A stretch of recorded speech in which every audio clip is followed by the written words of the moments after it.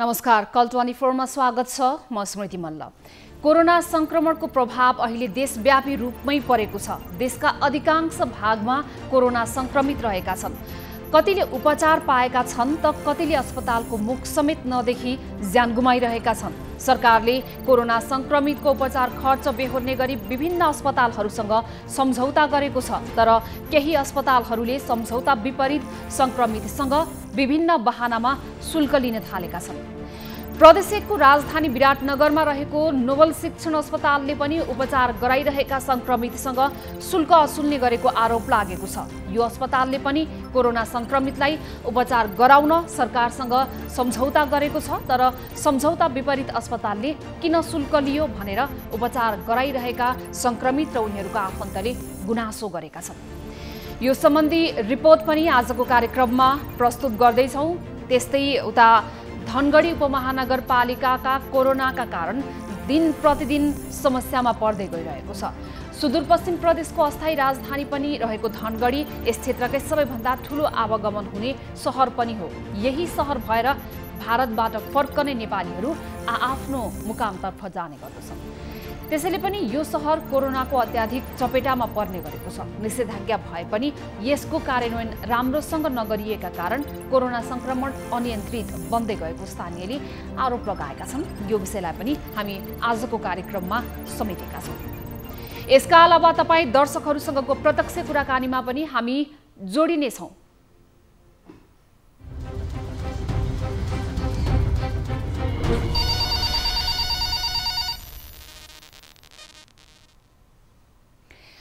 हामीलाई सम्पर्क गर्नका लागि तपाईले टोल फ्री नम्बर 1660 01 12 424 त्यस्तै गरेर एनसेल नम्बर 9801 57 24 24 र भाइबर नम्बर 9884 01 10 37 मा पनि प्रत्यक्ष हामीलाई सम्पर्क गर्न सक्नुहुनेछ, कल गर्न सक्नुहुनेछ। तपाईको वरपर समुदायमा भएका समस्याहरू, भ्रष्टाचार, विसङ्गतिहरूको बारेमा हामीसँग खुलेर तपाईले कुराहरू, प्रसङ्गहरू राख्न सक्नुहुनेछ।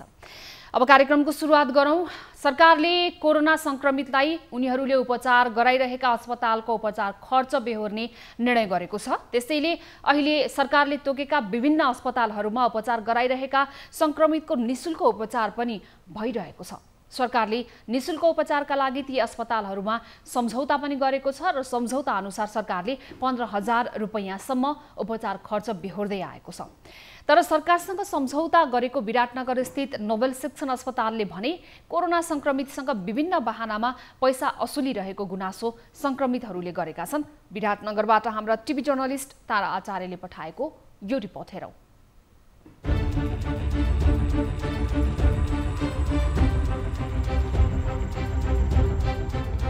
सरकारसँग सम्झौता गरे अनुसार निशुल्क उपचार नपाएपछि विराटनगरको नोबेल शिक्षण अस्पतालमा उपचार गराइरहेका कोरोना संक्रमितहरूले गुनासो गरेका छन्।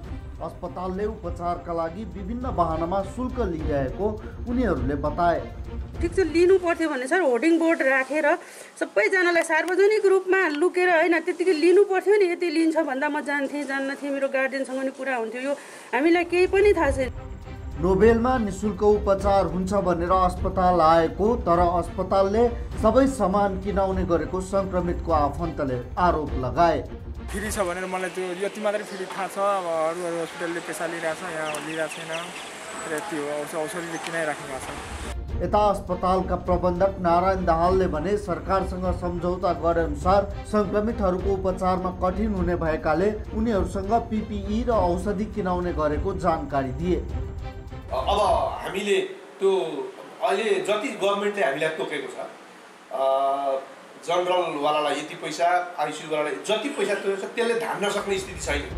जिल्ला प्रशासन कार्यालय मोरङले भने सरकारसँग सम्झौता गरेका अस्पतालहरूले निशुल्क उपचार गर्नुपर्ने र संक्रमितसँग शुल्क लिएको पाइए अनुगमन गरेर कारवाही गर्ने बताएको छ।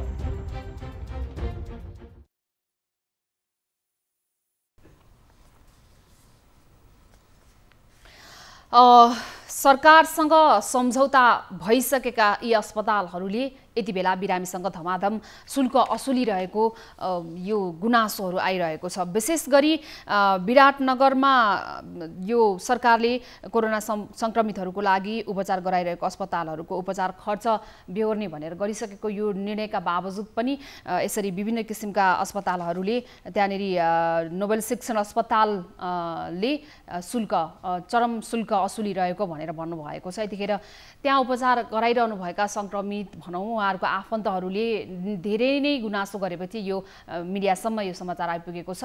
हामीसँग यति बेला कोही हुनुहुन्छ सम्पर्कमा, उहाँसँग थप कुराकानी गर्छौँ। नमस्कार, स्वागत छ यहाँलाई न्युज 24 टेलिभिजनमा। सरकारले जुन किसिमको प्रतिबद्धता गरेको छ, प्रतिबद्धताका बावजुद र सरकारसँग भएको सहमतिका बावजुद पनि केही अस्पतालहरूले चरम मात्रामा बिरामीसँग शुल्क असुल्ने गरेका छन्, आफन्तसँग शुल्क असुल्ने गरेका छन्। यो कारणले गर्दाखेरि त्यहाँका आम सर्वसाधारण बिरामीले यो गुनासो गरिरहनु भएको छ। हामीसँग कोही हुनुहुन्छ यसबारेमा कुराकानी गर्नको लागि, हाम्रो सम्पर्कमा प्रत्यक्ष जोडिनु भएको छ। नमस्ते, स्वागत छ यहाँलाई कार्यक्रममा। कहाँबाट को बोल्नुभयो? नमस्ते, म नमिता निरौला विराटनगरबाट।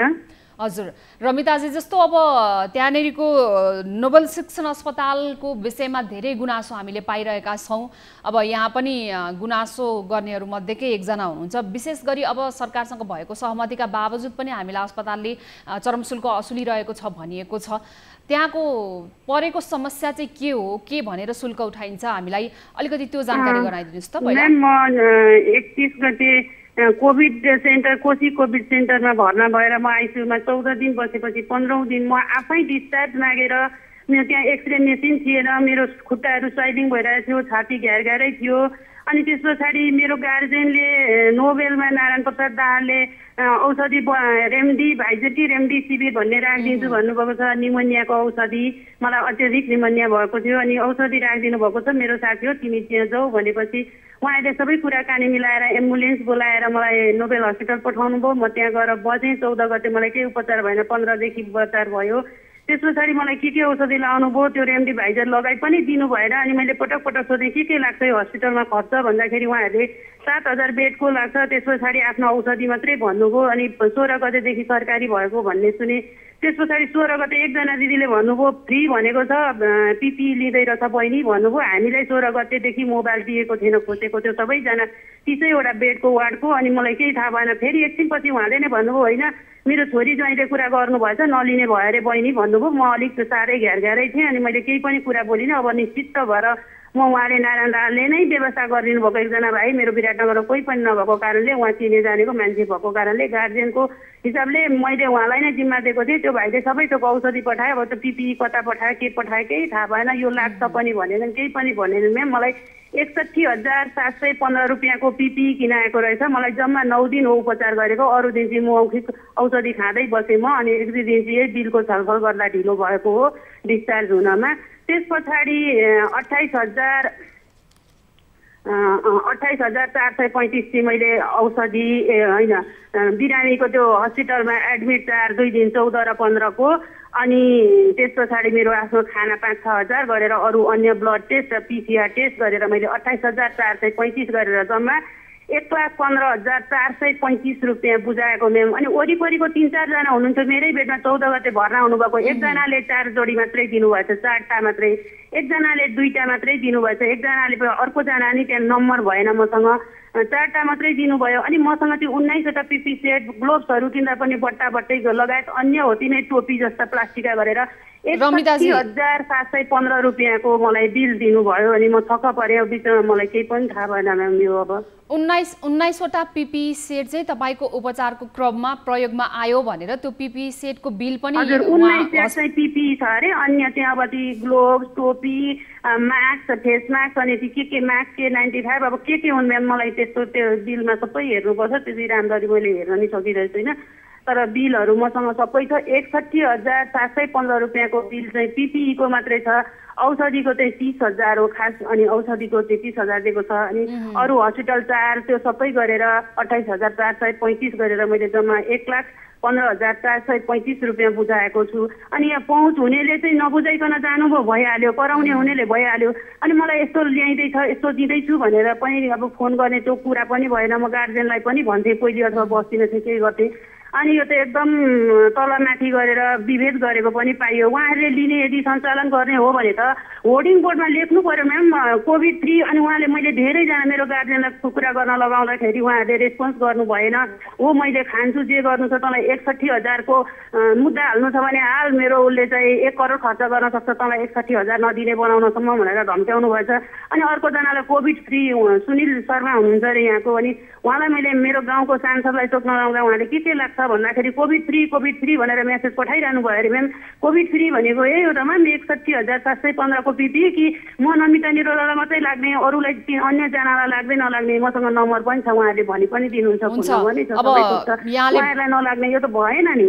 यहाँले भनेको जस्तो अब यहाँले कम्प्लेन गरेपछि चाहिँ मुद्दा हाल्ने भए पनि तपाईँले मुद्दा हाल्न सक्नुहुन्छ भनेर जवाफ दिने चाहिँ को हो? त्यहाँको प्रशासन जवाफ दिने नारायण प्रसाद दाहाल मेरो गार्जेन, टङ्क निरोला मेरो दाइ हुनुहुन्छ। उहाँ काठमाडौँमै बस्नुहुन्छ, अहिले काठमाडौँमै हुनुहुन्छ। हैन, अस्पताल प्रशासनमा तपाईँले कोभिड फ्री भनेको छ नि त, डाक्टरले यो अस्पताललाई कोभिड फ्री भनिएको छ, जस्तो फ्रीमा निशुल्क उपचार गराइन्छ, यतिसम्म सरकारले बेहोर्ने भनेको छ भन्ने जुन जानकारी त यहाँलाई छ नि। अब यहाँ त अवगत जानकारी हुनुहुँदो रहेछ, मलाई खुसी पनि लाग्यो। अब यहाँले यस हिसाबले प्रश्न उठाउँदाखेरि यो भएको छ, यति धेरै बिल चाहिँ तपाईँले किन पठाउनु भयो भनेर प्रश्न गर्दाखेरि उहाँहरूले जवाफ चाहिँ के दिनुभयो, के भन्नुहुन्छ त्यतिखेर उहाँहरू?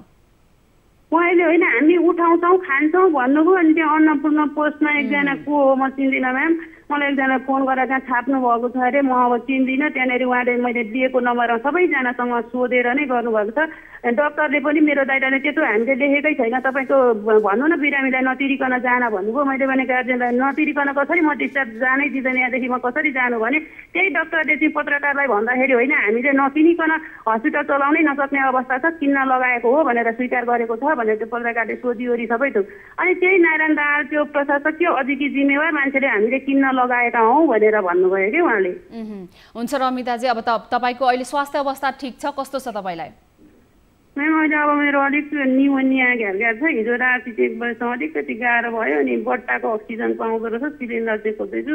हस्पिटलमा हुँदा 96-97 सम्म पुगिरहन्थ्यो। अनि त्यस पछाडि घरमा आएपछि चाहिँ पछि अलिक नहुने भए, 86 मात्रै भयो। अनि त्यो बट्टाको तान्छु 4 चोटि, विशेष गर्दै गर्दै अनि 2-2 घन्टाको फरकमा त्यो जान्दै हुन्छ। अब यस्तो विषम परिस्थितिमा पनि आफ्नो स्वास्थ्य अवस्था नाजुक भएको अवस्थाको बावजुद पनि यहाँले यो बेथितिको बारेमा रिपोर्ट गर्नुभएको छ। एन्टिभाइजर लगाइदिन्छु भन्नुभयो, आज मामाले खोज्दै हुनुहुन्छ भन्यो, भोलि ब्ल्याकमा ल्याएर भने लगाइदिने भन्नुभयो, लटको तिमीलाई नै दिने अरे बस्छ भन्नुभयो मेरो गार्जेनले। म कति पीडा खप्दै पनि बसेँ। अनि अर्कोचोटि होइन लास्टमा मङ्गलबार चाहिँ तिमीलाई जसरी लगाइदिने अरे भन्नुभएको छ नारायणजीले भन्दै मलाई त्यहाँ गर्दै गर्दै गर्दै गर्दै राखेको म्याम। म नत्र भने अरू हस्पिटल जान्थेँ, पैसा ठुलो कुरो थिएन म्याम। यो नियत नै खराब भयो, यसरी त पाइँदैन नि। सार्वजनिक रूपमा यो लाग्छ भनेर टाँसिनु पर्यो, अनि न मान्छेले जानकार हुन्छ म्याम। यो त भएन नि। मसँग लगेको क्यासै मैले सोचेँ 60-65 हजारले त पुग्छ होला भन्ठानेर मैले 70,000 रुपियाँ क्यास बोकेर गएको थिएँ, प्राइभेट हस्पिटल हो भनेर। तर 1,15,000 यति भएपछि अनि लास्टमा मैले 28,435 चाहिँ क्यास दिएर बाँकी 87,000 को चाहिँ चेक दिएर म आएँ। त्यस्तो अवस्थामा म धन्यवाद दिन गएको थिएँ। त्यहाँ गर्ने डक्टर नर्सहरूले त राम्रै गर्नुभयो भित्र, तर म धन्यवाद दिएर आउँथेँ आफूले चिने जानेको गार्जेनले भनेको मान्छे भनेर। तर खपेर पठाउनु भयो कि उहाँहरूले चाहिँ। यहाँलाई धन्यवाद। यहाँको यो आत्मबल अझै बलियो बनाउनु होला, जुन किसिमको यो कदम यहाँले उठाउनु भएको छ बेथितिको विरुद्धमा, त्यसको लागि यहाँलाई धेरै धेरै धन्यवाद। अझै स्वस्थ रहनु होला, आत्मबल बलियो बनाएर यहाँको स्वास्थ्य ठिक होस्, चाँडै यहाँले स्वास्थ्य लाभ गर्नु होला, हाम्रो शुभकामना पनि छ। अब सम्बन्धित निकायसम्म हामी यो समस्याको बारेमा सोधीखोजी गर्छौँ। धन्यवाद रमिता यहाँलाई। अब रमिता हुनुहुन्थ्यो यतिखेर हामीसँग विराटनगरको नोबेल शिक्षण अस्पतालमा। उहाँ आफूलाई कोभिड सङ्क्रमण भएपछि भर्ना बनाउनु भएको थियो। यद्यपि यतिखेर सरकारसँग सहमति भएका अस्पतालहरूमा सरकारले बिरामीको उपचार खर्च 15,000 सम्म सरकारले बेहोर्ने र त्योभन्दा बढी आएमा मात्रै केही शुल्क लिने भन्ने एउटा नियम कानुन बनेको छ। अन्यथा बिरामीको उपचार निशुल्क हुन्छ भनिएको छ। तर यो सहमतिका बावजुद पनि अस्पताल प्रशासनले भने विभिन्न बहाना बनाएर बिरामीसँग चरम शुल्क असुल्ने गरेको छ। अस्पतालमा प्रयोग भएका र अत्यावश्यक औषधिहरू भन्दा पनि बाहेक एकजना बिरामी रमिताकै केसलाई हेर्ने हो भने रमिताजीको केसमा उहाँलाई यो बिरामी भएको अवधिभरमा उपचारमा प्रयोग भएको PPE 19 वटा भनेर बिलमा जोडिएको छ। प्रयोग भएको पन्जा, प्रयोग भएको मास्क भनेर बिलमा जोडिएको छ। अस्पताल प्रशासनले एउटा बिरामीको उपचार गर्दाखेरि अत्यावश्यक पर्ने यी यस्ता साधनहरूको प्रयोग गर्दा पनि ती कुराहरूको बिल चाहिँ बिरामीको पर्सनल बिलमा जोडिएको छ। यो चरम लापरवाही बारे हामी थप जानकारी लिन्छौँ। विराटनगरबाट हाम्रा टिभी जर्नलिस्ट तारा आचार्य यतिखेर सम्पर्कमा जोडिनु भएको छ। तारासँग थप जानकारी लिन्छौँ हामी। तारा जस्तो रमिताले भनेकै जस्तो त्यहाँ अब अन्य बिरामीहरू पनि जति त्यहाँ उपचार गराइरहनु भएको थियो, जो बोल्नुहुन्छ जसको चाहिँ नि चिन्जानको मान्छे छ उहाँहरूसँग शुल्क लिएन अरे, तर जो छैन उहाँहरूसँग चाहिँ नि यसरी चरम शुल्क असुलिएको पाइयो। 19 वटा PPE पन्जा लगायतको गरेर मात्रै 61,715 रुपैयाँ एउटा मात्रै बिरामीको बिलमा 61,000 चाहिँ PPE पन्जा लगायतका भनेर बिल बनाइएको छ। त्यहाँको अवस्था चाहिँ के हो? यो अस्पतालले के भन्यो तारा? तपाईले पनि यो रिपोर्टिङ गरिरहँदाखेरि उहाँहरूसँग सम्पर्क गर्दा जवाफ के दिन्छ प्रशासन? पक्कै पनि स्मृति, यी जुन अस्पतालहरू छन् जो सरकारसँग सम्झौता गरेका अस्पतालहरू छन्, कुनै अस्पतालले धरोटी लिने र कुनै अस्पतालले विभिन्न बाहनामा जुन औषधि, PPE, फेस सिल्ड, मास्क लगायतका सामानहरू किनाएर चाहिँ यी सङ्क्रमितहरूसँग पैसा असुल्ने गरिरहेका छन्। यहाँ जुन प्रशासनसँग सोद्धाखेरि उसले चाहिँ यो सम्झौता गरेका अस्पतालहरूले त्यसरी पैसा लिन मिल्दैन भनिरहेको छ। तर अस्पतालको प्रशासन आफैले चाहिँ हामीले धेरै पेसेन्टहरू धेरै हुन्छन्, धेरैवटा ड्युटीमा जानुपर्छ नर्स डक्टरहरू, र उनीहरूको लागि चाहिँ हामीले PPE किनाएको हो भनेर अस्पताल प्रशासनले भनिरहँदा यी सङ्क्रमितहरूले चाहिँ PPE मात्र नभएर अन्य औषधि लगायतका सामानहरू पनि किनाउने गरेको भनेर हामीलाई गुनासो गरेका छन्। नमिताजी एकजना पात्र मात्र हो त्यहाँको, र त्यहाँ जाँदा धेरैजनाले चाहिँ हामीले PPE किनेका छौँ भनेर हामीले भेटाएका छौँ र स्वयं अस्पतालले पनि स्वीकारेको अवस्था हो। जस्तो अब यो त चरम लापरवाही देखियो तारा। जस्तो अब अस्पतालले हाकाहाकी जवाफ पनि के दिइरहेको छ जस्तो भने, अब यहाँले पनि भनिहाल्नु भयो अस्पतालले स्वीकारिरहेछ। समस्या चाहिँ के रहेछ खासमा? उहाँहरूलाई अब यो औषधि लगायतको जति पनि यो अन्य कुराहरू अत्यावश्यक कुराहरूमा बिल चढाइएको छ, यसो गर्नुको कारण चाहिँ के हो? के भन्छ अस्पताल? उनीहरूले जुन सरकारसँग सम्झौता गरेका छन् 8,000 देखि 15,000 सम्म लिने भनेर सम्झौता गरेको, यो हामीले सरकारसँग सम्झौता त गऱ्यौँ, तर हामीले सङ्क्रमितलाई उपचार गर्नको लागि यति रकमले हामीलाई पुग्दैन, आर्थिक भार पर्ने भएको हुनाले गर्दा हामीलाई हो भनेर अस्पताल प्रशासनले भनिरहँदा, तर यहाँको स्थानीय प्रशासनलाई हामीले सोद्धाखेरि उहाँहरूले त्यो जति सरकारसँग सम्झौता गरेको छ त्यति मात्र असुल्नु पर्ने हो, त्यति मात्र उनीहरूले दिन नपाउने हो भनेर भनियो। तर 100 वटा बेडको चाहिँ हामीले सम्म गरेको, तर 250 बेडसम्म हामीले सङ्क्रमितहरू राखेर उपचार गऱ्यौँ। त्यसैले गर्दा हामीलाई चाहिँ यो अपुग भएको कारणले गर्दा हामीले PPE किनाएको भनेर अस्पतालले हामीलाई जानकारी दिएको छ। अब त्यही नै मुख्य चाहिँ समस्या। अब अस्पतालले त्यस किसिमको व्यवहार बिरामीमाथि गर्दाखेरि एक त अब विषम परिस्थिति छ, अस्पतालको पनि आफ्नै समस्या हुन्छ। यो अवस्थामा महामारीका बेलामा हरेक क्षेत्रको आफ्नै समस्या हुन्छ, आफ्नै समस्याबाट ती क्षेत्रहरू गुज्रिनु परेको अवस्था हुन्छ। अस्पताल त अझै सबैभन्दा बढी संयमित भएर लाग्नुपर्ने, प्रशासन असंयमित भएर लाग्नुपर्ने बेला छ यो। अब यो हुँदाखेरि चाहिँ जस्तो नोबेल अस्पतालको त ल आफ्नो बाध्यता भयो, उसले भनि नै हाल्यो हामीलाई पर्याप्त मात्रामा आर्थिक सहायता पुगेन, त्यो कारणले गर्दाखेरि यो परिपूर्तिको लागि पनि हामीले उहाँहरूसँग चाहिँ शुल्क लिनै पर्ने हुन्छ भनेर भनेको छ। जुन चाहिँ सरकारसँग भएको सहमति अनुसारको जुन उहाँहरूलाई अब तयारी गरिदिनु पर्ने हो, व्यवस्थापन गरिदिनु पर्ने हो, त्यहाँ अब प्रशासनबाट आउनु पर्ला, केन्द्रबाट आउनु पर्ला अथवा स्वास्थ्य मन्त्रालयलाई नै गुहार्नु पर्ने अवस्था आउला।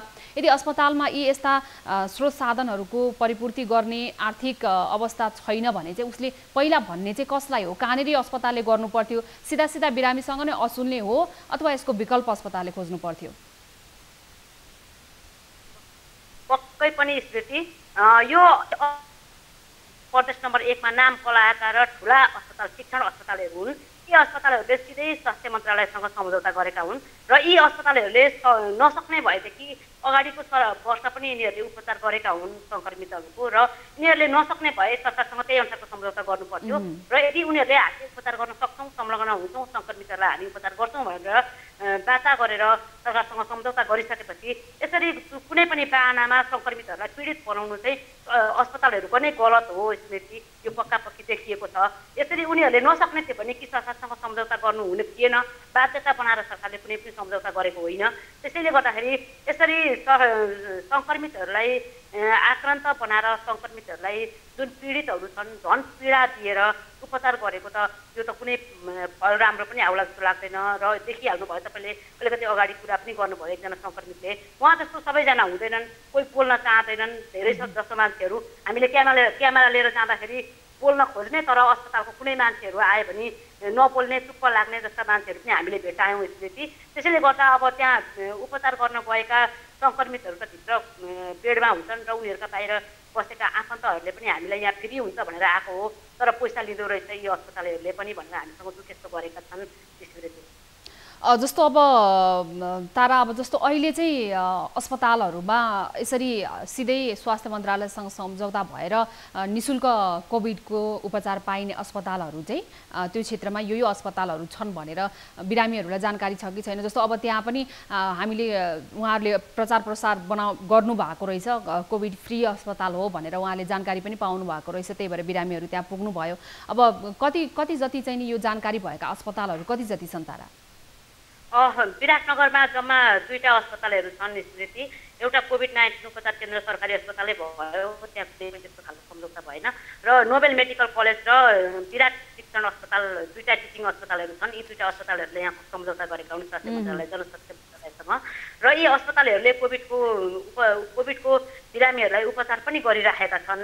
र यी अस्पतालले नोबेल शिक्षण अस्पतालले चाहिँ औषधि किनाउने, पिपी किनाउने र अरू सामानहरू किनाउने बाहनामा सङ्क्रमितहरूसँग पैसा लिइराखेको भेटिएको छ भने विराट शिक्षण अस्पतालले भने धरौटी राख्न लगाएर अरू सामान फ्री गरे जस्तो गर्ने, तर अगाडि सङ्क्रमितहरूसँग चाहिँ धरौटी राख्ने 50,000 देखि लिएर 1 लाखसम्म, त्यस पछाडि औषधिको छुट्टै 25,000 धरौटी राखेर चाहिँ उपचार गरिराखेको हामीले पाएका छौँ। हुन्छ तारा, जस्तो अब विराट शिक्षण अस्पतालमा आज हिजो मात्रै राति मात्रै भएको अर्को एउटा घटना पनि छ, त्यो घटनाबारे पनि विस्तृत रूपमा यहाँसँग कुरा गर्छु। म एकैछिनपछि फेरि अर्को विषयमा यहाँलाई जोड्छु, सम्पर्कमा रहनु होला तारा। यतिखेर चाहिँ हामी पुनः नोबेल शिक्षण अस्पतालतर्फ लाग्छौँ। हामीसँग त्यहाँ अस्पताल प्रशासनबाट कोही जोडिनु भएको छ। अस्पताल प्रशासन यो चरम लापरवाही, बढी शुल्क असुलेको भनेर आम सर्वसाधारणले त्यहाँ जानुभएका बिरामीहरूले भनिरहँदाखेरि, गुनासो गरिरहँदाखेरि नोबेल अस्पतालका प्रबन्धक हुनुहुन्छ नारायण दाहाल सर, उहाँलाई म जोड्न चाहन्छु।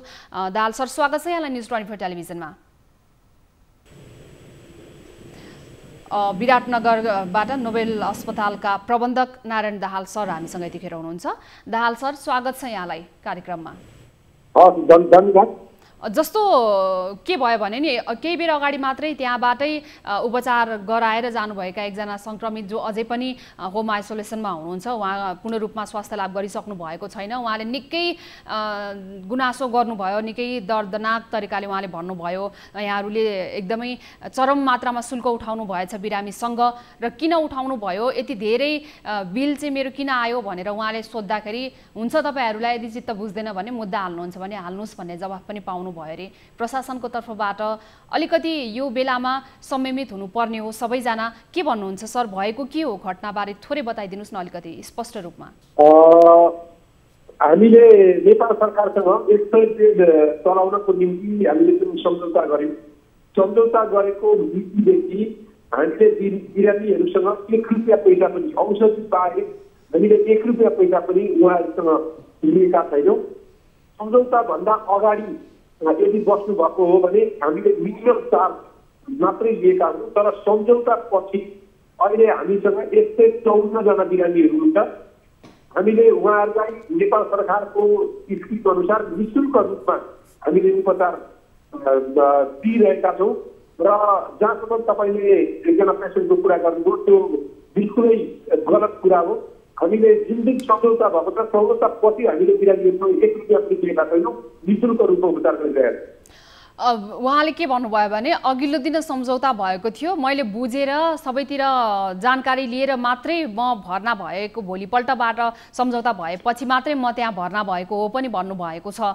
जस्तो अब यस किसिमले तपाईँहरू बीच चाहिँ नि त्यो मिसअन्डरस्ट्यान्डिङ मात्रै हो कि अब अस्पतालले, जस्तो अब उहाँले भन्नुभएको कुरामा पनि मैले तपाईँसँग स्पष्ट पार्नुपर्ने अर्को एउटा कुरा छ। तर अब तपाईँले नै भनेकै जस्तो एकदमै क्लियर कट कुरा चाहिँ उहाँहरू चाहिँ सम्झौताभन्दा अगाडि बस्नु भएको थियो, सम्झौताभन्दा पछाडि चाहिँ हामीसँगको लिस्ट यो छ, हामीले पैसा लिएका छैनौँ, शुल्क असुलेका छैनौँ भन्नेमा चाहिँ तपाईँ एकदम क्लियर हुनुहुन्छ। त्यसो भए हो हो हो त्यही कुरा नै हो।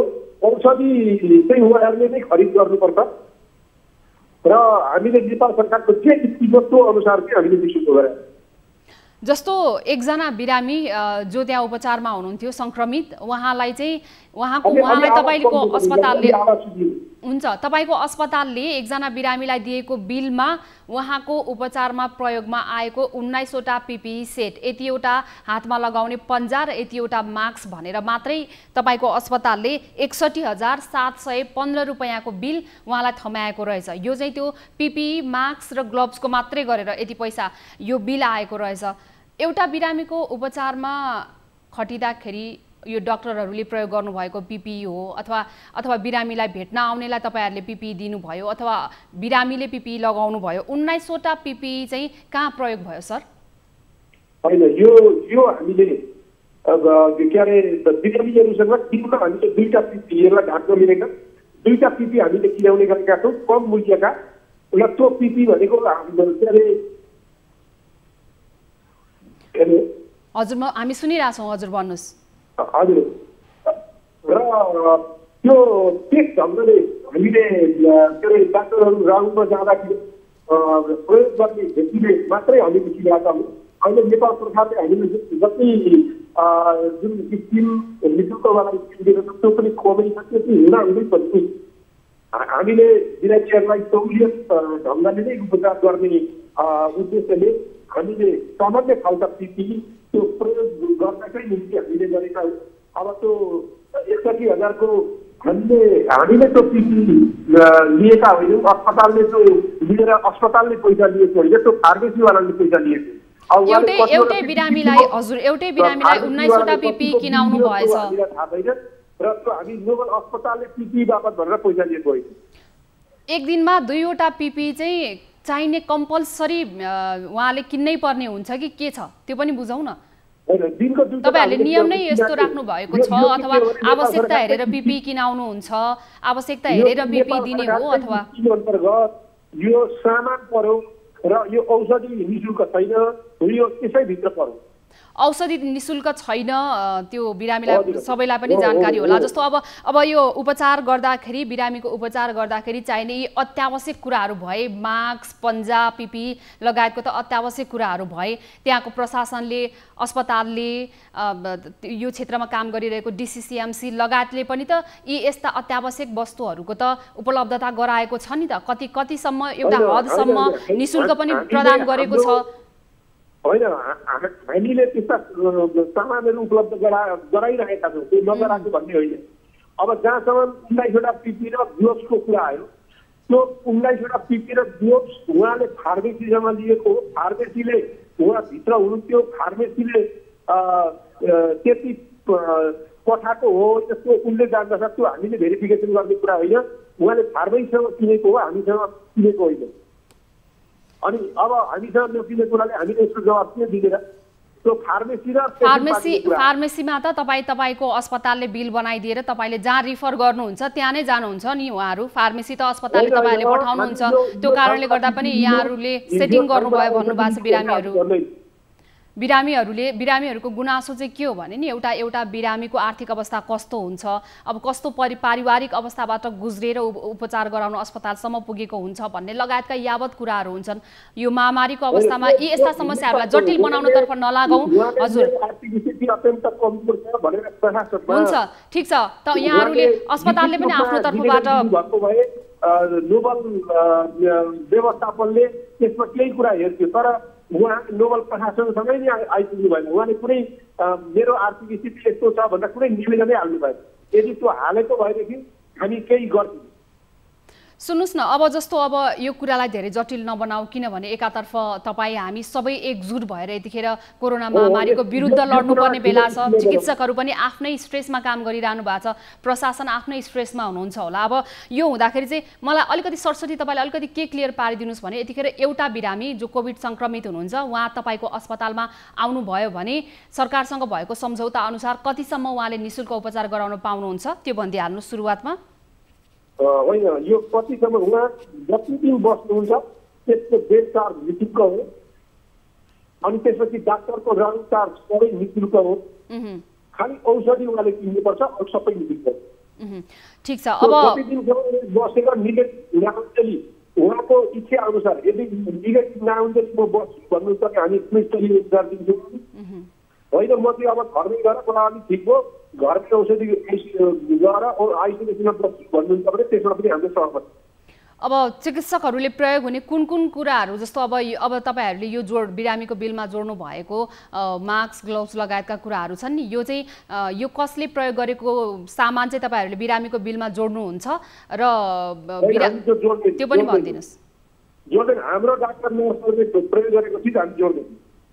19वटा अथवा जतिवटा पनि भनौँ, अब यो 19वटा त एउटा उदाहरण मात्रै हो, त्यो कारण पनि मैले 19 भनिरहेको छु। अब सबैकोमा फरक नम्बर हुनसक्छ।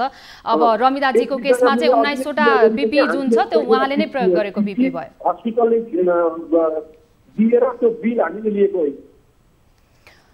हुन्छ, अब उहाँ मात्रै नभएर उहाँ सँगसँगै अरू पनि हुनुहुन्छ। अस्पतालले चाहिँ अहिले क्लियर रूपमा यहाँले भन्नुभएको चाहिँ अब जति पनि बिरामीहरू भर्ना हुनुभएको छ सम्झौताभन्दा पछाडि उहाँहरूले निःशुल्क उपचार लिन पाउनुहुन्छ होइन? तपाईँको चाहिँ त्यो प्रतिबद्धता छ।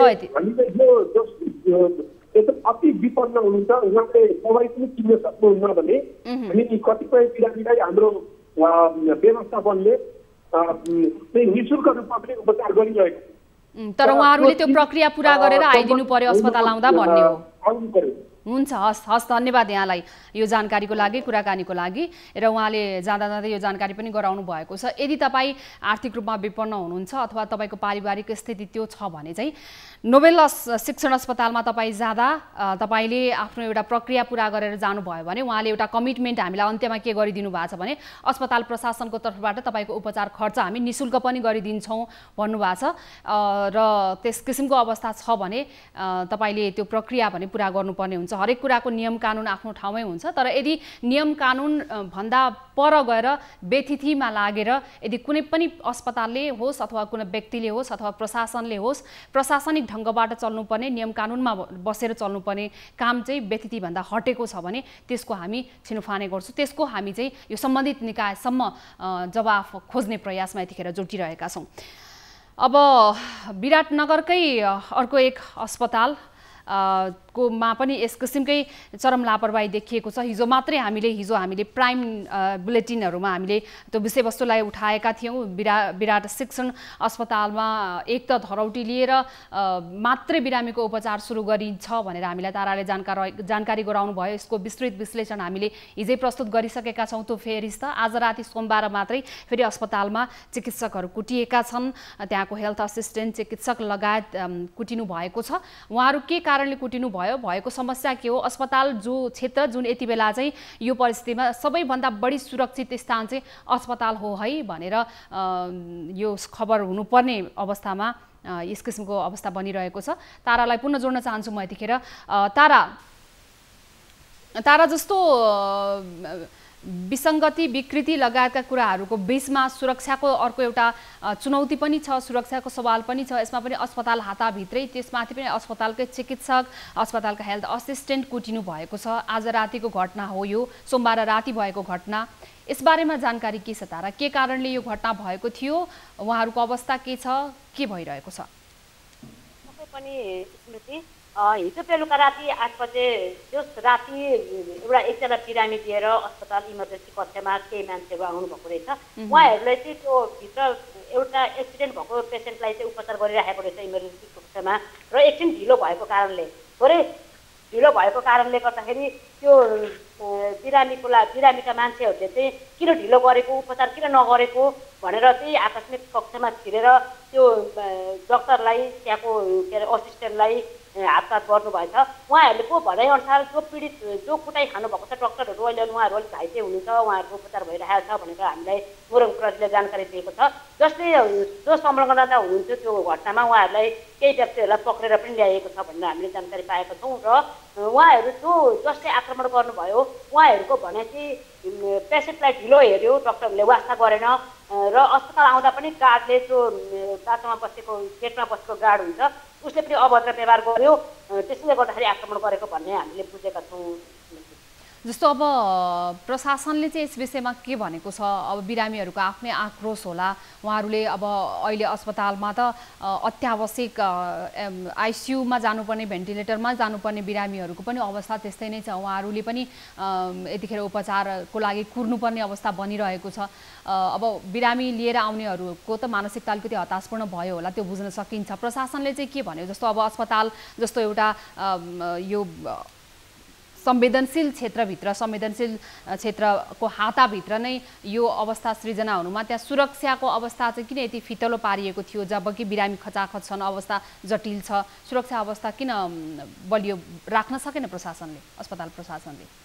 पक्कै पनि स्मृति, अस्पताल प्रशासनले हामीलाई जानकारी दिए अनुसार त्यो सुरक्षा व्यवस्था त्यस्तो फितलो पनि होइन, तर उनीहरूले भित्र एक्सिडेन्ट भएको बिरामीलाई उपचार गराइराख्दाखेरि एकछिन ढिलो भएको कारणले गर्दाखेरि बाहिरबाट मान्छेहरू आएर आक्रमण गरे भनेर हामीलाई जानकारी दिएको छ। र तत्कालै जिल्ला प्रशासन कार्यालय मोरङमा, जिल्ला प्रहरी कार्यालय मोरङमा इन्फर्म गरेर त्यहाँदेखि सुरक्षाकर्मीहरूलाई झुकाइएको र सुरक्षा प्रदान गरिएको भनेर हामीलाई जानकारी दिएको छ। यसै कारणले आज हामीलाई अस्पताल जो विराट अस्पताल प्रशासनले भनेअनुसार अब कडा कारबाही भएन, उनीहरूलाई जसले आक्रमण गरे ती मान्छेहरूलाई कडा कारबाही गरिएन र कानुनी कारबाहीमा लगिएन भने हामी भोलिदेखि उपचारै बन्द गराएर प्रत्यक्ष अस्पतालहरू बन्द गराउनेतर्फ लाग्छौँ भनेर हामीलाई कडा जानकारी पनि दिनुभएको छ।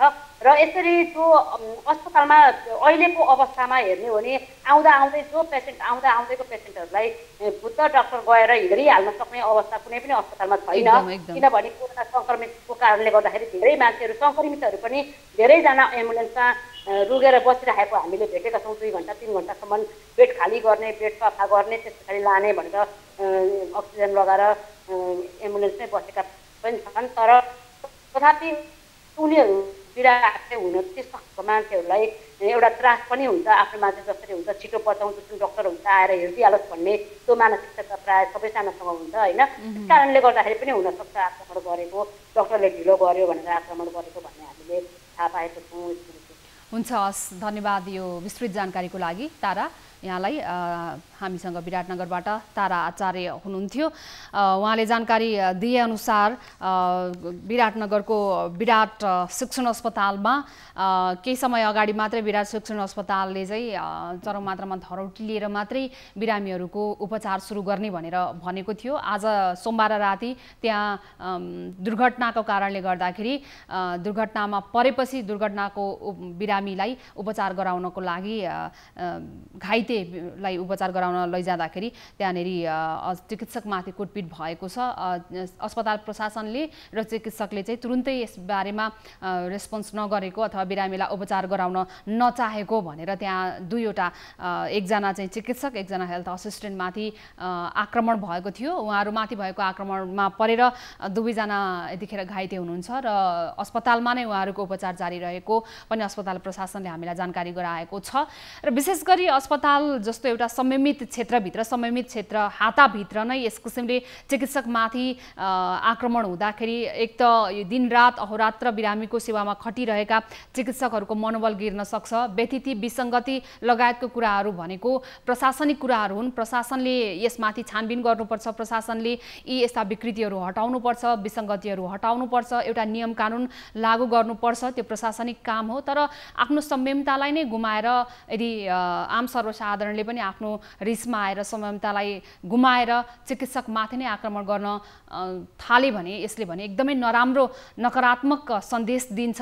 संयमता अपनाऊ, हामी पनि सबैजना यतिखेर संयमतामा रहन सक्यौँ भने मात्रै यो अवस्थामा, यो विषम परिस्थितिमा, यो जटिल अवस्थाको विरुद्धमा सबै एकजुट भएर लड्न सकिने अवस्था बन्छ। विराटनगरको विराट शिक्षण अस्पतालमा सोमबार राति भएको घटना हो। दुर्घटनामा परेका घाइतेलाई उपचार गर्न लैजाँदाखेरि चिकित्सक समयमा नआएको भन्दै आक्रोशित भएका उहाँका आफन्तहरूले दुईजना चिकित्सक, एकजना हेल्थ असिस्टेन्ट चिकित्सक डाक्टर सुदीप रेग्मी र हेल्थ असिस्टेन्ट निर्दोष बस्नेत उहाँहरूमाथि आक्रमण गर्यो र उहाँहरू दुवै घाइते हुनुहुन्छ। यद्यपि प्रशासनले भने हामीले उचित सुरक्षाको व्यवस्था गरेका थियौँ, त्यसका बावजुद पनि यो हुन गएकोमा खेद छ भनेर चाहिँ भनेको छ। अब यस विषयमा बाँकी हामी खोजी तलासी गरिरहेका छौँ। आक्रमण गर्नेलाई हामी आवश्यक कारबाहीको दायरामा पनि लिएर आउनेछौँ भनेर प्रतिबद्धता पनि जनाएको छ। यसअगाडि विराटनगरकै अर्को अस्पताल नोबेल शिक्षण अस्पतालको सवालमा भने नोबेल शिक्षण अस्पतालबाट हामीलाई त्यहाँको प्रबन्धकले एउटा कमिटमेन्ट दिनुभएको छ, त्यो एउटा अलिकति सकारात्मक पाटो पनि हो। तर अहिलेसम्म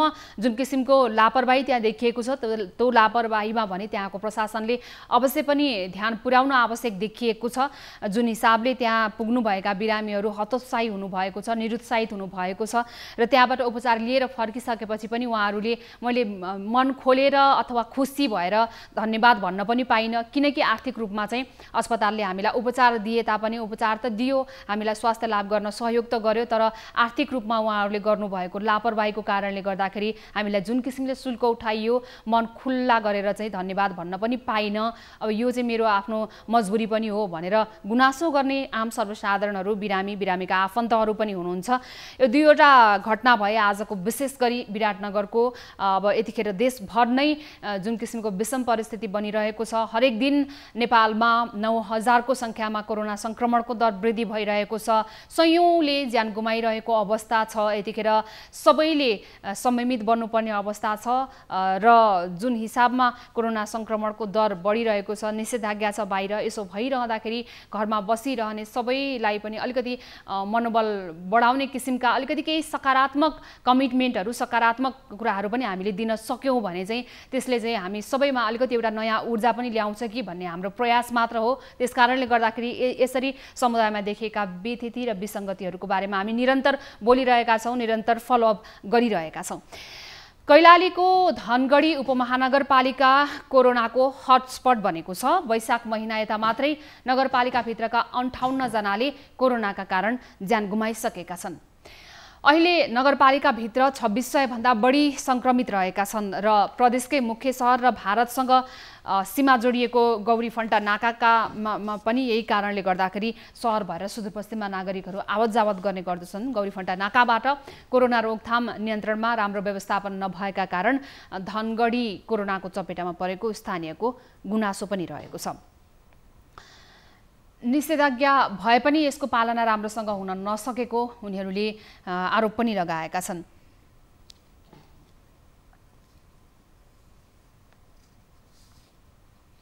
धनगढीको विभिन्न नाका हुँदै त्यहाँ आवत जावत गर्नेको सङ्ख्या बढिरहेको छ। योभन्दा अगाडि पनि हामीले अन्य जिल्लाहरूमा पनि यस किसिमका समस्याहरू देखिएको थियो। हामीले त्यहाँको समस्याहरू पनि स्थलगत रूपमा यहाँहरूलाई देखाइरहेका छौँ, हरेक दिन फलोअप गरिरहेका छौँ। सरकारले, स्वास्थ्य मन्त्रालयले, कोभिड व्यवस्थापन गर्न बनेका विभिन्न सङ्घ संस्थाहरूले, सम्बन्धित निकायले एउटा नियम बनाएको छ, नियम कानुन बनाएको छ, एउटा दिन तोकिदिएको छ, समय तोकिदिएको छ र त्यो समय अवधिमा जहाँ जहाँ निषेधाज्ञा लागू गरिएको छ त्यो निषेधाज्ञाहरू हामीले अनुशासित भएर मान्यौँ भने मात्रै यो जुन कोरोनाको महामारी छ, कोरोनाको लहर छ, त्यसलाई हामीले जुत्न सक्छौँ। यतिखेर हामीसँग हाम्रा टिभी जर्नलिस्ट सुशील ढुङ्गाना जोडिनु भएको छ। विशेष गरी धनगढीको यो अवस्थाबारे हामीलाई थप जानकारी हामी स्थलगत रूपमा रिपोर्टिङमा रहनुभएका हाम्रा टिभी जर्नलिस्ट सुशीलसँग नै लिन्छौँ। सुशील, हजुर सुशील, जस्तो अब धनगढीमा पनि यो समस्या देखियो, हामीले निरन्तर विभिन्न अरू जिल्लाबाट पनि भनिरहेका छौँ निषेधाज्ञा लागू भएको छ, तर निषेधाज्ञाको कडाइका साथ लागू हुन नसक्दाखेरि चाहिँ त्यसले धेरै समस्या ल्याएको छ। धनगढीमा अहिले त्यस्तै व्यथिति देखियो, निषेधाज्ञाको पालना भएको छैन। अब जस्तो अहिले धनगढीको कुन कुन स्थानमा चाहिँ अलिकति चरम लापरवाही देखिएको छ, जस्तो बजारमा छ्यापछ्याप्ती मान्छेहरू हिँडिरहनु भएको छ अथवा उहाँहरू गाडी चलाइरहनु भएको छ, जुन पनि समयमा निस्किनु भएको छ, मास्क लाउनु भएको छैन, के छ सुशील त्यहाँको अवस्था? कुन कुन ठाउँमा चाहिँ यो अवस्था देखिएको हो? स्मृति, खास भन्नुपर्दाखेरि सुदूरपश्चिमको अस्थायी राजधानी भएको उपमहानगरपालिका, सुदूरपश्चिमको एकमात्र उपमहानगरपालिका हो धनगढी। धनगढीमा सुदूरपश्चिमको अन्य क्षेत्रको भन्दा सबैभन्दा बढी जनघनत्व, जनसङ्ख्या यो उपमहानगरपालिकामा रहेको छ र यो सँगै भारतसँग प्रत्यक्ष रूपमा सिमाना जोडिएको यो उपमहानगरपालिका पनि हो। यसले गर्दा पनि केही कोरोनाको जोखिम त बढाएको छ नै, यो सँगै जुन यहाँको स्थानीय प्रशासनले कोरोना रोकथाम र नियन्त्रणको लागि भन्दै निषेधाज्ञा जारी गरेको छ, यो प्रभावकारी रूपमा लागू भएको पाइएको छैन। धनगढी बजारमै पनि चाहिँ विभिन्न व्यक्तिहरू आवत जावत गरिराख्ने, हिँडडुल गरिराख्ने, खास गरेर अझ भन्नुपर्दा बिहानको समयमा 10 बजेसम्म प्रशासनले पनि लकडाउनलाई अलिक खुकुलो पारेको, जस्तो दैनिक उपभोग्य सामानहरू किनमेल गर्नको निमित्त बजारसम्म आउने, जस्तै किसानहरूले आफ्ना तरकारी लगायत अन्य कृषि उत्पादनहरू बजारसम्म पुर्याउने, बिक्री गर्ने किसिमको सहजता होस् भनेर अलिकति खुकुलो पारेको छ। यो सँगै यहाँका जुन गाउँहरू छन्, धनगढी उपमहानगरपालिकामा 19 वटा वडाहरू रहेका छन्, जस्तो यहाँको फुलबारीदेखि लगेर यहाँ माथि का वडाहरूमा अलि टाढाका, बजारभन्दा अलि टाढाका वडाहरूमा पनि निकै नै चाहिँ यो लकडाउनको उल्लङ्घन भएको पाइएको छ। यसले गर्दाखेरि यहाँ जोखिम निकै नै बढेको छ। अघि हजुरले भने जस्तै यहाँ अहिले धनगढी उपमहानगरपालिकामा मात्रै करिब 2660 जना चाहिँ अहिले सक्रिय सङ्क्रमित रहेका छन्, जुन यो उपमहानगरपालिकामा अझै चेक जाँच त्यति हुन सकेको छैन। चेक जाँच प्रभावकारी रूपमा भयो भने अझै सङ्क्रमितहरू बढ्ने चाहिँ यहाँका चाहिँ स्वास्थ्यविदहरूले आकलन गरेका छन्, अनुमान गरेका छन्। यसै क्रममा यहाँ धनगढी उपमहानगरपालिकामा अहिले दोस्रो चरणको कोभिड चाहिँ अलि फैलिएपछि पछिल्लो समयमा वैशाख महिनामा मात्रै 58 जनाको मृत्यु भइरहेको छ। यहाँ जनजीवन एकदमै आक्रान्त बनेको छ भन्नुपर्छ, एकदमै त्रसित जनजीवन छ। अहिले यहाँ प्रशासनबाट यहाँ धनगढी उपमहानगरपालिका लगायत यहाँ अन्य विभिन्न चाहिँ सङ्घ संस्था लगायतकाहरूले यसलाई नियन्त्रण गर्न भनेर विभिन्न किसिमका सहयोग जुटाउने कार्यक्रमहरू भइरहेका छन्। जस्तो अहिले यहाँ बिरामीहरूलाई अस्पतालहरूमा, खास गरेर सुदूरपश्चिमको प्रादेशिक अस्पताल सेती अस्पताल, यो पनि धनगढी उपमहानगरपालिकामै पर्दछ र यो प्रदेशको सबैभन्दा बढी चाप रहेको अस्पताल पनि हो। यहाँ चाहिँ बेडभन्दा सयौं सङ्ख्यामा बढी नागरिकहरू, यहाँ कोभिडका बिरामीहरू उपचार गराइरहेका छन्। अहिले बेड नपाएको अवस्था छ, त्यसै गरी आइसोलेसनको अवस्था पनि त्यस्तै छ भने अक्सिजन नपाएर सबैभन्दा बढी नागरिकहरू निकै नै छटपटाइरहेका छन् र कतिपय मानिसहरूले, कोरोना सङ्क्रमितहरूले यो के भन्छ अक्सिजन नपाएकै कारणले उनीहरूको ज्यान गुमाइरहेको अवस्था छ। यस्तो अवस्थामा यहाँको एक त प्रभावकारी रूपमा लकडाउन पनि हुन सकेको छैन, रोकथाम नियन्त्रणको लागि पनि जुन यहाँको स्थानीय सरकारले हामीले गरिरहेका छौँ भनेको छ।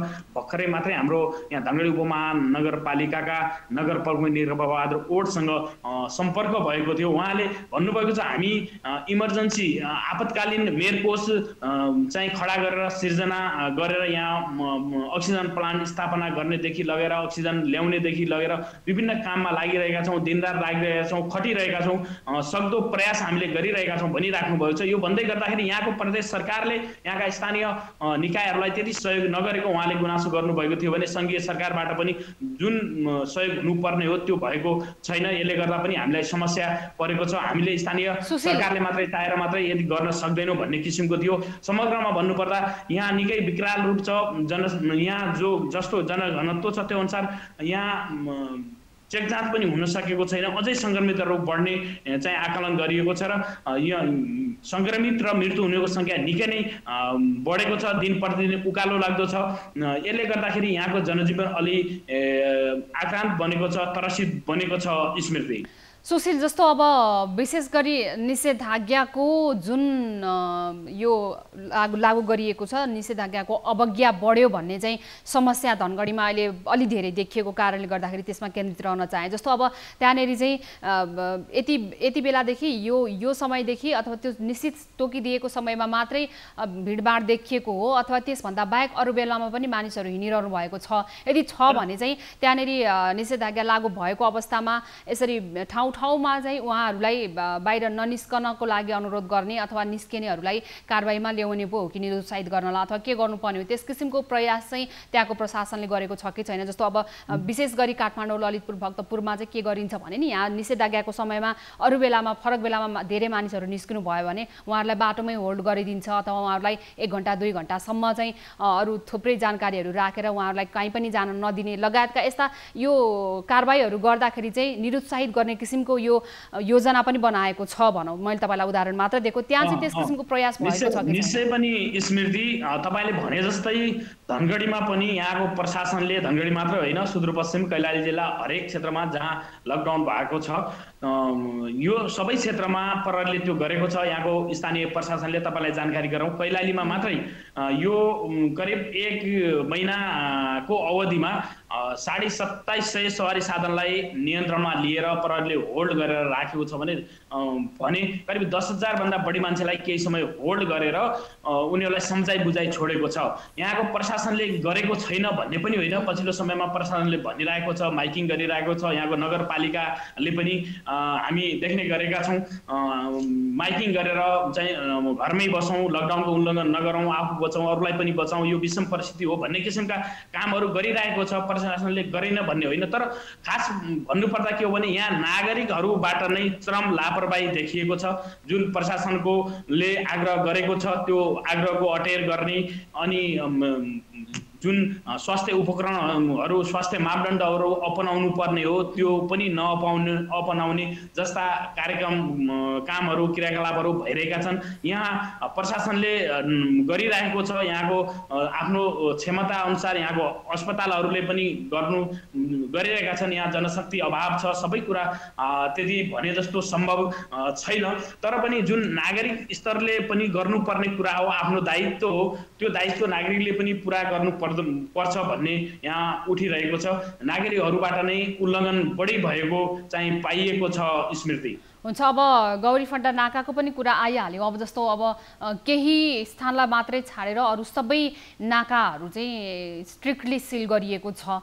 अब त्यहाँनेरि चाहिँ जस्तो अझै पनि लुकीछिपी आउने क्रम रोकिएको छैन भन्ने पनि सुन्नमा आएको छ। यसबारेमा के कति जानकारी छ सुशील? जस्तो अब त्यहाँनेरि पहिलाको तुलनामा अन्य नाकाभन्दा बाहेकबाट लुकीछिपी आउनेको सङ्ख्या एकदमै कम भएको छ। यद्यपि उनी आउँदैनन्, पूर्ण रूपमा बन्द भएको छ भन्ने त होइन, फाटफुट रूपमा आइ नै राखेका छन्। तर यो नाका गौरीफन्टा नाकाबाट लगायत यहाँको चाहिँ बैतडीको रहेको झुलाघाट नाका र यहाँ कञ्चनपुरमा रहेको गड्डाचौकी नाकाबाट पनि आइरहेका छन्। सबै नाकाहरूबाट करिब अहिले पनि दिनमा 600 देखि 800 हजारको हाराहारीमा नागरिकहरू भारतबाट जुन सुदूरपश्चिम लगायत मध्यपश्चिमका विभिन्न चाहिँ गाउँ बस्तीहरूबाट जुन रोजगारको लागि भारत गएका थिए उनीहरू चाहिँ स्वदेश फर्किरहेका छन् यो नाकाहरू भएर। तर उनीहरूमा मुख्य कुरा एउटा के छ भने जो भारतबाट फर्किन्छन् सर्वसाधारणहरू उनीहरूलाई केही दिन यो नाकामै होल्ड गरेर राख्ने अथवा आइसोलेसनमा मैले एकैछिन रोके सुशील हुनुपर्ने हो, त्यो हुन सकेको छैन। र जो फर्किन्छन् उनीहरूलाई चेक जाँच पनि त्यति प्रभावकारी हुन सकेको छैन। यहाँ चेक गर्ने किटको चरम अभाव भएको छ। अहिले पनि यहाँको स्वास्थ्य निर्देशनालयले पनि त्यो स्वीकार गरेको छ, हामीले गर्नुपर्ने जति गर्न सकेनौँ।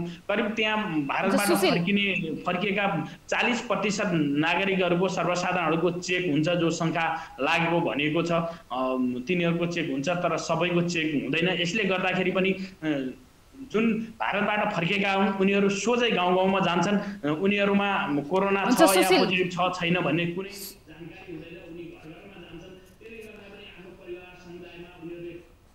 सुशील हाम्रा टिभी जर्नलिस्ट सुशील ढुङ्गाना हुनुहुन्थ्यो। विशेष गरी धनगढीमा लागू गरिएको निषेधाज्ञा प्रभावकारी बन्न सकेन। निषेधाज्ञालाई प्रभावकारी बनाउन नसक्दाखेरि त्यहाँनेरि सक्रिय संक्रमितको संख्या दिन प्रतिदिन बढ्दै गइरहेको छ र निषेधाज्ञा उल्लङ्घनका घटना पनि बढिरहेको छ भनिएको छ। यस सम्बन्धी हामी स्पष्ट जवाफ चाहन्छौँ। धनगढी उपमहानगरपालिकाका मेयर हुनुहुन्छ हामीसँग यतिखेर सम्पर्कमा निरुप बहादुर बडे सर। सर स्वागत छ यहाँलाई कार्यक्रममा। धनगढी उपमहानगरपालिकाका मेयर साहब यतिखेर हामीसँग जोडिनु भएको छ। सर स्वागत छ यहाँलाई कार्यक्रममा। धन्यवाद, नमस्कार। हजुर नमस्ते सर। जस्तो अब धनगढीमा विशेष गरी पछिल्लो समय निषेधाज्ञा उल्लङ्घनका घटनाहरू बढे, निषेधाज्ञा चाहिँ लागूको यो फितलो भयो भनिएको छ। प्रशासनले यसमा अलिकति ध्यान पुर्याउन नसकेको हो सर, अथवा के छ? के कारणले गर्दाखेरि निषेधाज्ञा कडाइका साथ लागू गर्न सकिया छैन धनगढीमा? होइन, अब यो अहिले चाहिँ एकदमै कडाइका साथ लागू भएको छ। अब यो दुईटै पक्षको सरोकारको विषय पनि हो, किनभने निषेधाज्ञा भइसकेपछि अब हाम्रो नागरिकहरूले यसलाई बुझ्न जरुरी छ। किनभने हामीले हाम्रो लागि मात्रै लगाएको होइन, यो हामी सबै बाँच्नको लागि लगाएको भन्ने कुरा हामी सबैले बुझ्यौँ भने त्यो सफल हुन सक्थ्यो। अब लट्ठी चार्ज गर्ने, अर्को चार्ज गर्ने कुरा पनि भएन। त्यही पनि अहिले हामी एकदमै कोसिस गरिराखेका छौँ। प्रशासन अहिले पनि म प्रशासनकै मिटिङमा, जिल्ला प्रशासनमै छु, म मिटिङमा छु। यसलाई कसरी अझ कडा गर्न सकिन्छ, नभए अब कर्फ्यूमै पनि जाने हो कि भन्ने कुरा पनि हामी सोच बनाइराखेका छौँ। जस्तो अहिलेको त्यहाँको संक्रमणको केही दिनभन्दा अगाडिको भन्दा अहिले चाहिँ व्यवस्थित भएको छ। हुन्छ। अब अहिलेको त्यहाँको सक्रिय संक्रमितको अवस्थालाई, नम्बरलाई मात्रै हेर्ने हो भने पनि 2660 जना चाहिँ त्यहाँ सक्रिय संक्रमित मात्रै पनि हुनुहुँदो रहेछ। अब यो कारणले गर्दा पनि निषेधाज्ञा अब यो जारी निषेधाज्ञा भन्दा पछाडि चाहिँ कस्तो किसिमको मापदण्ड भन्ने विषयमा पनि यहाँहरूले छलफल गरिरहनु भएको छ सर, अथवा के छ? हो, अब जस्तै एउटा कुरा कस्तो छ भने देशभरिकै सबैभन्दा ठुलो नाका अहिले प्रवेश भनेको दिनको 1000 देखि 1500 जना मान्छेहरू भारतबाट प्रवेश भएको अवस्था छ। अन्यभन्दा पनि अब अन्य क्षेत्रको चाहिँ एउटा कुरा भयो। धनगढीको महानगरपालिकामा चाहिँ 1000 देखि 1500 जना मान्छे बाहिरबाट प्रवेश छन्। अब त्यो व्यवस्थित गर्नका लागि यहाँ समस्या चाहिँ छ, तर हामी के भने यसमा चाहिँ संवेदनशील छौँ। यसले अब कसरी कडाभन्दा कडा जानुपर्छ भन्ने कुरामा पनि छौँ। र अनुरोध पनि के गर्न चाहन्छु भने यहाँका नागरिकहरूलाई के अनुरोध गर्न चाहन्छु भने निषेधाज्ञा भनेको हामीले हाम्रा लागि गरेको होइन, हामी सबैका लागि र बाँच्नको लागि गरेको भन्ने कुरा उहाँहरूले बुझिदिनु भयो भने पक्का पनि हामी यहाँ सजिलो र सफल हुन्छौँ भन्ने लाग्छ। हुन्छ सर। अब सामान्य बेलामा भन्दा निषेधाज्ञा लागू भएको बेलामा आफ्नो दैनिक काम कारबाहीहरू गर्नको लागि हरेक मानिसलाई अलिकति अप्ठ्यारो नै हुन्छ भन्ने पनि हुन्छ। जस्तो अब त्यसलाई सकेसम्म सहज होस् अथवा सहज वातावरण बनोस् भनेर चाहिँ त्यहाँ उपमहानगरपालिकाले के कस्ता प्रबन्धहरू गरेको छ, जस्तो त्यसमा पनि अलिकति त्यहाँका जनतालाई, त्यहाँका सर्वसाधारणलाई अलिकति जानकारी अपडेट पनि गराइदिउँ सर। जस्तो अब त्यो थाहा नभएर पनि उहाँहरू हतारिएर अथवा आत्तिएर बाहिर निस्किन खोज्नु भएको हो कि जे पनि हुनसक्छ एउटा सामान्य मानिसको मानसिकतामा, यहाँले अलिकति त्यो पनि क्लियर पारिदिनुहोस् न आज। होइन, यसमा त हामीले निश्चित रूपमा टेलिभिजनद्वारा, रेडियोद्वारा र हाम्रो फेसबुक सञ्जालद्वारा जुन नगरपालिकाको वेबसाइटहरू छ, जुन नगर प्रमुखको सचिवालय अफिसको र यो जम्मै प्रयोग गरेका छौँ सचिव वडा कार्यालयहरूको कि यो परिस्थिति छ, यो परिस्थिति खाने, यो परिस्थितिमा बस्ने, क्वारेन्टाइन चाहिँ यो मोडेलको हुन्छ, आइसोलेसन यो मोडेलको हुन्छ, होम आइसोलेसन भनेको यस्तो हुन्छ र औषधि अहिलेको बेला औषधि बढीभन्दा बढी यो खालको औषधि खानु होला भन्ने कुराका एकदमै एवारनेस हरेक उसमा चाहिँ प्रचार प्रसार गरेका छौँ र हाम्रो मिटिङको पनि मिटिङ बसेको 1 घन्टाभित्र हामी पब्लिकमा पठाउँछौँ, वेबसाइटमा हाल्छौँ। यी सबै कुराहरू छ, तर के भने उहाँहरूले महसुस गरिराख्नु भएको छैन। व्यक्ति स्वयं आफू नागरिक पनि जागरुक सचेत बन्नु भन्ने चाहिँ यसमा चाहिँ के भने हामीले मात्रै गरेर के हुँदैन, नागरिक पनि जागरुक हुन जरुरी छ। किनभने 2 लाख जनसङ्ख्या धनगढीमा 2 लाख जनसङ्ख्या छ, प्रहरीको सङ्ख्या 400-500 छ। अब प्रहरीको आधारमा मात्रै, प्रहरीको दबावमा मात्रै निषेधाज्ञा सफल हुन्छ भन्ने कुरा त सम्भव भएन। त्यसैले यसमा नागरिक समाजहरूले, राष्ट्रसेवक कर्मचारीहरूले, शिक्षक साथीहरूले, युवा भाइदिनाहरू उहाँहरूले के बुझ्न जरुरी छ भने यो निषेधाज्ञा हाम्रो लागि लगाएको हो भन्ने कुरा उहाँहरूले बुझिदिनु भयो भने त्यो सम्भव हुन्छ। हस्, धन्यवाद यहाँलाई महत्त्वपूर्ण समय र कुराकानीको लागि सर। यतिखेर हामीसँग धनगढी उपमहानगरपालिकाका मेयर निर्बहादुर वड सर हुनुहुन्थ्यो। जस्तो अब उहाँहरू दुवैलाई धन्यवाद दिन चाहन्छु। हाम्रा टिभी जर्नलिस्ट धनगढीबाट जोडिनु भएको थियो सुशील ढुङ्गाना। त्यहाँको निषेधाज्ञा अलिकति फितलो बन्दै गइरहेको विषयमा हामीलाई अलिकति सचेत गराउनु भयो त्यहाँ धनगढीवासीहरूलाई। जस्तो अब त्यहाँको मेयरले नै भनेको जस्तो गरेर उहाँले जुन हिसाबमा यहाँहरूलाई अनुरोध गरिरहनु भएको छ, निषेधाज्ञा लागू गरिएको यो तपाईँ हामी हरेकको स्वास्थ्य सुरक्षाको लागि हो। यो जुन परिस्थिति छ निषेधाज्ञाको अवस्थामा पनि आम सर्वसाधारणको दैनिकी अलिकति सहज बनाउन सकियोस् भनेर उपमहानगरपालिका लागिरहेको प्रतिबद्धता पनि उहाँले जनाउनु भएको छ। आजको लागि यी विषयवस्तुसँगै कल 24 को समय सकिएको छ। तपाईँले हामीलाई सम्पर्क गर्नका लागि हाम्रो टोल फ्री नम्बर रहेको छ 1660 01 12 424, त्यस्तै गरेर एन्सेल नम्बर 9801 57 24 24 र भाइबर नम्बर मार्फत पनि तपाईँले हामीलाई समस्याहरू पठाउन सक्नुहुन्छ। 9884 01 10 37 मा तपाईँले प्रत्यक्ष कल गरेर अथवा मेसेज गरेर हामीलाई जानकारी गराउन सक्नुहुन्छ। आजको लागि कार्यक्रमको समय सकिएको छ। न्युज 24 टेलिभिजन हेर्दै रहनुहोला। नमस्ते।